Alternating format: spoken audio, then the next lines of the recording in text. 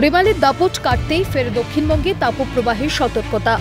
দাবদাহে প্রাণ হাঁসফাঁস হবে আরও কয়েকদিন, সতর্কবার্তা হাওয়া অফিসের। তাপপ্রবাহ পশ্চিমের 4 জেলায়।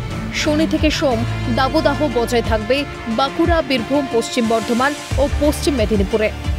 পূর্বাভাস, কলকাতায় নির্ধারিত সময়ের আগেই বর্ষা আসার সম্ভাবনা নেই। 12 তারিখের মধ্যে দক্ষিণ পশ্চিম মৌসুমী বায়ু কলকাতায় প্রবেশের সম্ভাবনা মূলত খুবই কম।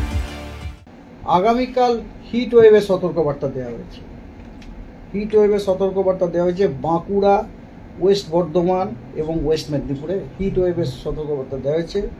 আগামীকাল হট অ্যান্ড হিউমিড ওয়েদারের সতর্কবার্তা দেওয়া হয়েছে ঝাড়গ্রাম, পুরুলিয়া, বীরভূম, পূর্ব বর্ধমান, দক্ষিণ 24 পরগনাতে।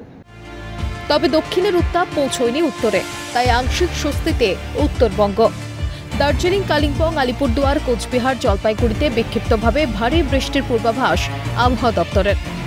বৃষ্টি বাড়তে পারে জলপাইগুড়ি, আলিপুরদুয়ার ও কোচবিহারে। তবে দক্ষিণবঙ্গে দাবদাহের সতর্কতা যেমন আছে, ঠিক তেমনই বিকেলের কোনো কোনো জেলায় বজ্রবিদ্যুৎ সহ বৃষ্টির সঙ্গে ঝড়ের সম্ভাবনাও আছে বলে জানাচ্ছে আবহাওয়া দপ্তর। সব মিলিয়ে পিছু ছাড়ছে না সূর্যের চোখ রাঙানি, তা বলাই বাহুল্য। রাজীব নস্করের রিপোর্ট, ক্যালকাটা নিউজ।